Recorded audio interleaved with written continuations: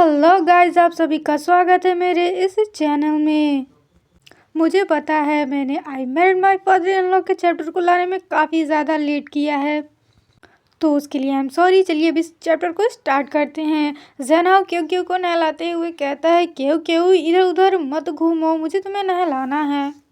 तभी पीछे से मिस्टर सन कहते हैं, फू ने मुझे पिछले दिनों बताया कि आगे कमर्शियल स्ट्रीट पर एक न्यू वेस्टर्न स्टाइल रेस्टोरेंट खुला है, उसका स्वाद काफ़ी अच्छा है। कल क्या तुम काम के बाद फ्री हो? ये सुन के ज़ेनहाओ कहता है, कल कल रात के लिए मेरे पास एक मरीज है। तो मिस्टर सन कहते हैं, तो फिर परसों कैसा रहेगा?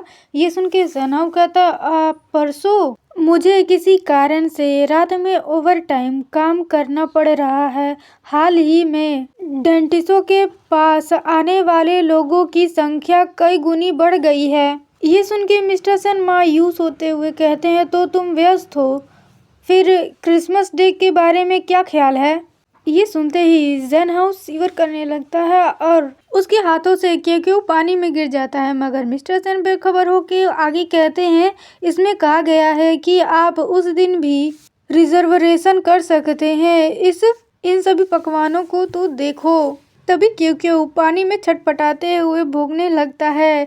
ये सुन के मिस्टर सन तुरंत ही आकर क्यों को उस पानी से बाहर निकालते हुए कहते हैं, ज़ेनहाओ क्या तुम इसे डुबा के मारना चाहते हो? और ज़ेनहाओ घबराते हुए क्यों से माफ़ी मांगने लगता है और क्यों तो पानी से बाहर निकलने के बाद बहुत ही ज़्यादा खांस रहा होता है। और मिस्टर सन ज़ेनहाओ से कहते हैं, क्या हुआ, क्या उस दिन फिर कोई मरीज आएगा? आखिरकार अचानक दुनिया भर के दांत के दर्द से पीड़ित सभी लोग तुम्हारे पास से क्यों आने लगे हैं? क्या तुम्हारे अस्पताल में केवल एक ही डेंटिस्ट है? ये सब सुन के ज़ेनहाओ कहता, मैं नहीं। तो मिस्टर सन कहते हैं, क्या तुम्हारे बारे में क्या? तो ज़ेनहाओ कहता है, खैर वो कहते हुए नर्वस होने लगता है। तो मिस्टर सन एक लंबी सांस छोड़ते हुए कहते हैं, हाँ ठीक है, मैं वास्तव में उस जगह पर खाना नहीं खाना चाहता, इसे भूल जाओ।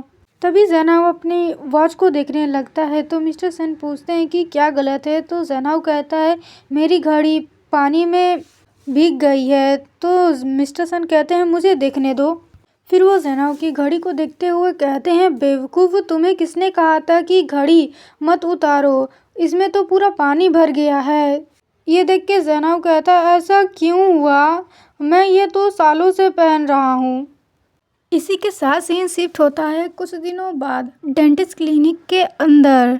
ज़ेन के अपना मुंह खोल के ज़ेनहाओ को मुंह दिखाता है और कहता है, भाई मैं बहुत घबराया हुआ हूँ, क्या यह सच में दर्द नहीं करेगा या फिर तुम मुझे धोखा दे रहे हो? ये सुन के ज़ेनहाओ कहता है, एनेस्थीसिया के बाद तुमको कुछ भी महसूस नहीं होगा, तुमको किस बात की डर है? इसके अलावा क्या तुमको अपने बड़े भाई की स्किल पर कोई संदेह है? ये सुन के ज़ेन के कहता है, मैं केवल इसलिए डर रहा हूँ क्योंकि यह आप हैं, आप जानते हैं ना? ये सुन के ज़ेनहाओ कहता है, चिंता मत करो, इससे कोई नुकसान नहीं होगा। तो ज़ेन के वहाँ से भागते हुए कहता है, मैं इसे नहीं निकलवाऊंगा, मेरे अकल के दांत और मेरे बीच एक रिश्ता विकसित हो गया है। तो ज़ेनहाओ कहता है, एनेस्थीसिया लगाना ख़त्म हो गया है तो तुम अब भाग जाना चाहते हो? ये सुन के ज़ेन के कहता है, डॉक्टर हो मुझे बचाओ।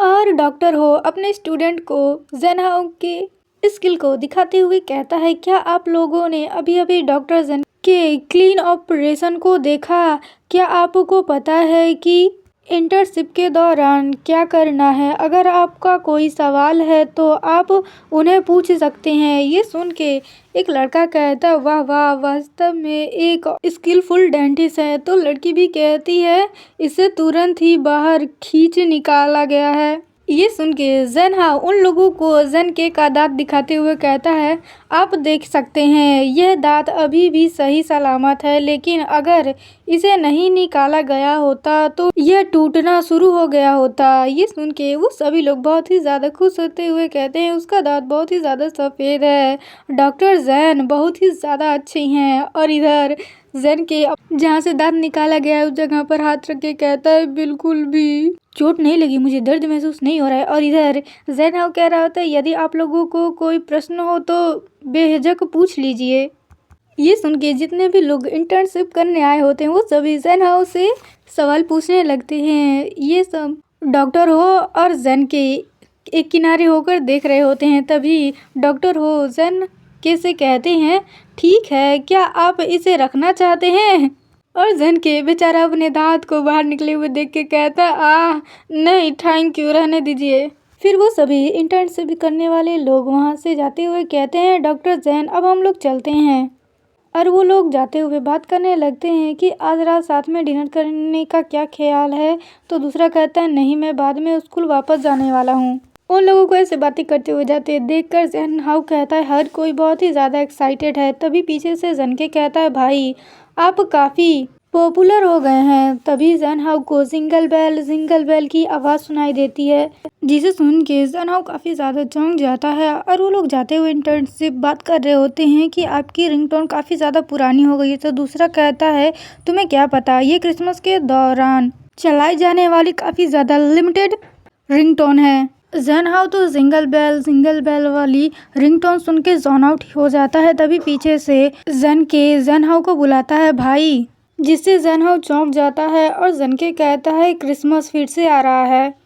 ये सुन के जैन हाउ बस मुंह लटका के करता है, मतलब कि हामी भरता है। फिर अब सीन शिफ्ट होता है फू के क्लिनिक की ओर, जहाँ पे मिस्टर सेन फू से कहते हैं जरा सोचो वो ऐसा क्यों कर रहा है, वो अब मेरे साथ एक भी छुट्टी नहीं बिताना चाहता। पहले तो सब कुछ ठीक था और इधर फू एक मरीज से बात कर रही होती है कि इस बार की सर्जरी सही से हो जाएगी, लेकिन हमें उन्हें एक हफ्ता तक उनकी लगातार नज़र रखना पड़ेगा और उनके खान पान पर ज़रूर ध्यान दीजिएगा। ये सुन के वो बूढ़ी लेडी कहती है ठीक है, थैंक यू डॉक्टर। तो फू भी उसे मुस्कुराते हुए कहती है आपका स्वागत है, यदि आपको कोई और प्रश्न पूछना हो तो ज़रूर पूछ सकते हैं। और पीछे मिस्टर सेन जैन हाउ को लेके परेशान होते हुए चिप्स खा रहे होते हैं। फिर वो फू से कहते हैं फू क्या तुमको लगता है कि वह तो फू मिस्टर सेन से गुस्से में थोड़ा कहती है डैड मैं मरीज के साथ हूँ, अभी मरीज के सामने परिवार वालों को देखना काफ़ी ज़्यादा अजीब होगा। ये सुन के मिस्टर सेन कहते हैं मैं समझ गया। फिर वो थोड़ी देर चुप रहने के बाद कहते हैं क्या जैन हाउ मुझसे थकने लगा है? ये सुन के फू कहती है अगर उसने ऐसा कुछ करने की हिम्मत की तो अगले दरवाजे पर मैं जाकर अभी उसका सर फोड़ दूंगी। ये सुन के मिस्टर सेन थोड़ा सिवर कर देते हैं, क्योंकि फू ने ऐसी बात कह दी कि वो जैन हाउ का सर ही फोड़ देगी अगर उसने हिम्मत की मिस्टर सन को छोड़ने की। तो मिस्टर सन कहते हैं मैं समझता हूँ, अंत में आखिरकार ये मेरी ही बेटी है जो मेरी परवाह करती है। फू क्रिसमस के दिन जल्दी घर आना और डैड के साथ सेलिब्रेट करना याद रखना, मैं तुम्हारा इंतज़ार करूँगा। ये सुन के फू कहती है डैड मेरी सर्जरी का शेड्यूल देख लीजिए, अगले महीने के लिए ये बहुत ही ज़्यादा बिजी है, यहाँ तक कि क्रिसमस के दिन भी है। ये सुन के मिस्टर सेन कहते हैं यह बहुत थकाऊ है, लोग मशीन नहीं है, उन्हें आराम की ज़रूरत है, वे लगातार काम कैसे करा सकते हैं। ये कहते हुए मिस्टर सेन गुस्से में बाहर जाते हुए कहते हैं आखिरकार आपके डायरेक्टर कहाँ हैं, मैं उनसे बात करना चाहता हूँ। ये सुन के फू मिस्टर सेन को रोकते हुए कहती है मत जाओ, मैंने खुद की मर्जी से काम किया है, मुझे अपना काम पसंद है। ये सुन के मिस्टर सेन कहते हैं फू। फिर मिस्टर सेन मायूस होते हुए कहते हैं उस दिन भी तुम मेरे साथ नहीं होगी। और फू ये सुन के अपने मन में कहती है आप वास्तव में एक मिडिल एज मैन हैं जिसे कंपनी की आवश्यकता है। फिर वो मिस्टर सेन से कहती है ज़्यादा मत सोचिए, पहले अपने सभी कामों में व्यस्त हो जाओ, इसके अलावा ये चिप्स मेरा है, आपको मेरे खाने के लिए भी कुछ छोड़ना होगा। तो मिस्टर सेन कहते हैं यह आपके लिए मैंने खरीदा है। मगर फू मिस्टर सेन से चिप्स का पैकेट ले लेती है। फिर सीन शिफ्ट होता है जब फू का टाइम ओवर होता है थोड़ा सा रेस्ट करने का। तो फू अपने कमरे से बाहर निकल के जैन हाउ को मैसेज करती है कि बेचारे लाओशन को कौन बचाएगा। तो ज़ेनहाओ मैसेज करता है, क्या हुआ अंकल को, क्या हुआ। तो फू कहती है, ऐसा लगता है कि वह मिडिल एज क्राइसिस मतलब कि मध्य जीवन संकट से गुजर रहे हैं। वो मुझसे इस बारे में बात कर रहे थे। तो ज़ेनहाओ कहता है, ओह तो ये है लाओशन तुम्हारे डैड हैं, है ना। डैड से बात करने में क्या बुराई है बे औलाद बेटी। तो वो लिखती है, हाँ तुम मुझसे अधिक इन सब से गुजरे हो। तो ज़ेनहाओ कहता है, अरे अपनी बात पर जरा ध्यान दो, एक तरह से मैं भी तुम्हारा डैड हूँ, अब तुम्हारे पास 2 डैड हैं। ये कह के ज़ेनहाओ हंसने वाली इमोजी भेजता है। तो फू को गुस्से में क्वेश्चन मार्क भेजने के बाद कहती है, तुम मेरे डैड हो। फिर सीन शिफ्ट होता है डेंटिस्ट क्लिनिक के बाहर। मिस्टर सेन खड़े होकर अपने मन में कहते हैं, फू सही है, मैं बहुत ज्यादा सोच रहा था, यह सच नहीं है। ज़ेनहाओ को जल्द ही काम से छुट्टी मिल जाएगी। ये सोचते हुए मिस्टर सेन ज़ेनहाओ के कमरे के दरवाजे पर खड़े होते हैं तो उन्हें आवाज़ सुनाई देती है, मैं 24 घंटे उसके साथ नहीं रह सकता, है ना। मुझे अपने काम करने हैं। ऐसा लगता है कि अब वो मेरे बिना नहीं रह सकता। अगर ऐसा ही चलता रहा तो मेरा दम घुट जाएगा, ठीक है। ज़रा सोचो, अगर तुम मेरी जगह होते तो क्या तुम इसे सहन कर पाते। वैसे भी मुझे अपने खुद के लिए भी स्पेस की ज़रूरत है। ये सब सुन के मिस्टर सन काफ़ी ज़्यादा हैरान होते हैं और अंदर ज़ेनहाओ ज़ेनके से कह रहा होता है, खैर ये एक अनावश्यक डॉक्टर मरीज का रिश्ता है। मैं एक डेंटिस्ट हूँ, कोई चैट साथी नहीं। अगर यह मरीज मुझे फिर से परेशान करेगा तो मैं पुलिस बुलाऊंगा। तभी मिस्टर सेन से दरवाजे पर थोड़ी सी आवाज़ हो जाती है, जिसे सुन के ज़ेनके उस ओर देख के कहता है, लगता है बाहर कोई है, मैं जाकर देखूंगा। फिर वो जाकर बाहर की ओर देखता है तो उसे बाहर कोई भी नहीं दिखाई देता। तो अंदर से ज़ेनहाओ पूछता है, क्या हुआ ज़ेनके। तो इधर ज़ेनके कहता है, कुछ नहीं, हो सकता है मैंने गलत सुना हो। इसी के साथ सीन शिफ्ट होता है प्रोफेसर्स के ऑफिस के अंदर, जहाँ पे प्रोफेसर बात कर रहे होते हैं कि समय बहुत ही जल्दी ज़्यादा बीत गया और हर साल जब ग्रेड की बात आती है तो ये सबसे अधिक परेशान करने वाला है। तो कोई और प्रोफेसर कहता है, लगता है इस बार काफ़ी लोग फेल हुए हैं। तो तीसरे प्रोफेसर कहते हैं, मैं सच कहूँ तो हमारा कोर्स ज़्यादा पॉपुलर नहीं है। ये हमेशा ही वैकल्पिक कोर्स होता है जो दूसरों द्वारा अपनी पसंद चुनने के बाद छोड़ दिया जाता है। जब कोई अन्य विकल्प नहीं होता है तो छात्रों के पास भी कोई दूसरा रास्ता नहीं होता है कि आकर इसे निपटे और अपने क्लासेस को अटेंड करें। ये सुन के दूसरी प्रोफेसर कहती हैं, किसने कहा कि हर चीज़ एक्सेप्शन है।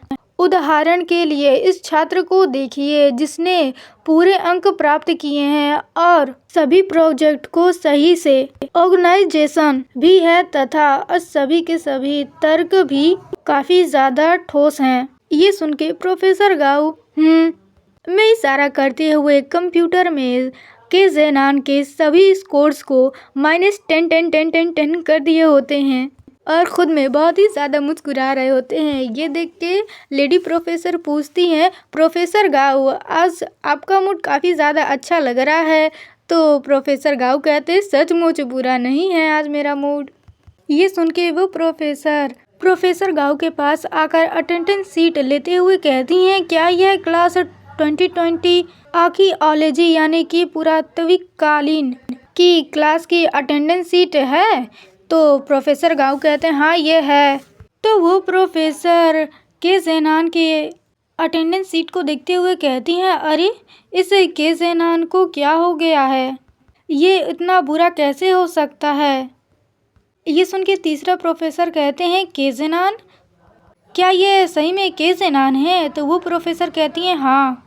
तो वो प्रोफेसर कहते हैं, मुझे उसके बारे में कुछ जानकारी है लेकिन मैं उसे समझ नहीं पा रहा हूँ। मैं हमेशा यही सोचता था कि वह बहुत अच्छा व्यवहार करता होगा और अपने बड़ों का आदर करता होगा। फिर वो कंप्यूटर पे चेक करते हुए कहते हैं, इस वर्ष शिक्षक दिवस के दौरान उन्होंने मुझे एक ईमेल भी भेजा था आप देख सकते हैं ये कोई नाटक नहीं है। वो के ज़ेनान की फ़ोटो की तस्वीर की ओर उंगली करते हुए दिखाते हैं और ये देखकर और प्रोफेसर गाओ उस फोटो को देखकर बहुत ही ज़्यादा चौंकते हुए कहते हैं, आखिरकार यह कौन है? जो प्रोफेसर के ज़ेनान के बारे में बता रहे होते हैं वो कहते हैं, प्रोफेसर गाओ क्या आप ठीक हैं? यही के ज़ेनान है। और प्रोफेसर गाओ तो पूरी तरीके से शॉक में चले गए हैं, सदमे में पहुंच गए हैं। और अगर आप लोगों को ये चैप्टर पसंद आया तो उतना ही अधिक प्लीज़ लाइक कर दीजिए कि मुझे पता चले कि हाँ आप लोगों को ये चैप्टर काफ़ी ज़्यादा पसंद आया, तो मैं नेक्स्ट चैप्टर जल्दी लाने की कोशिश करूँगी।